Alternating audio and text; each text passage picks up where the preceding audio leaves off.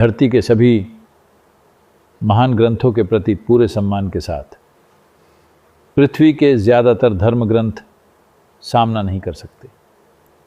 दो तार्किक सवालों का अगर आप दो सवाल पूछ दें तो वो ढह जाएंगे।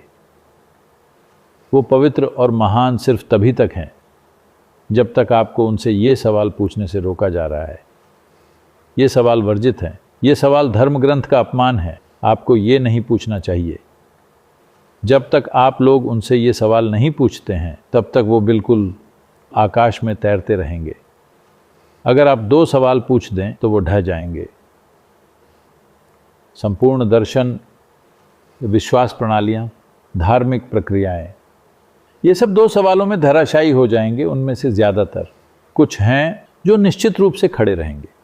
ये दो सवाल बहुत ही कम लोगों ने अतीत में इन्हें पूछा है या अब तक। अब मैं दुनिया को दूषित कर रहा हूं। मैं इन सवालों को आम बना रहा हूं। आजकल लगभग हर कोई पूछ रहा है और ऐसे कई दूसरे स्रोत हैं जो और मानव बुद्धि की प्रकृति ही इन सवालों को पूछेगी।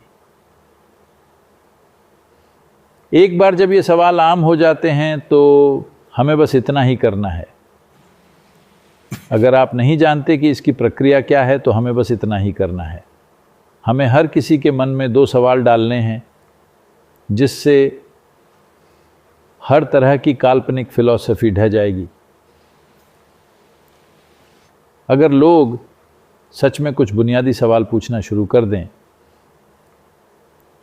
तो सारे काल्पनिक समाधान जो ऊपर हैं ढह जाएंगे और यहाँ जीवन में आ जाएंगे।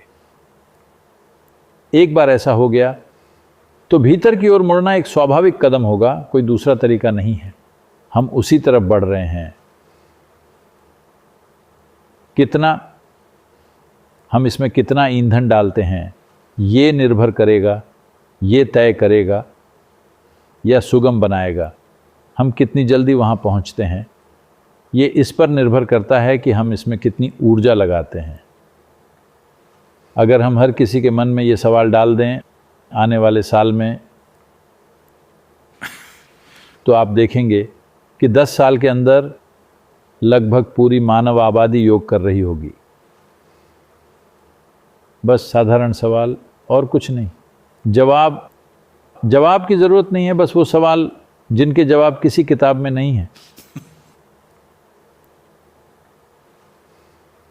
तो ये सवाल इसलिए उठ रहे हैं क्योंकि मानव बुद्धि में इन सवालों का आना बहुत स्वाभाविक है जब तक कि उसे बहुत ज़्यादा सिखाया न गया हो।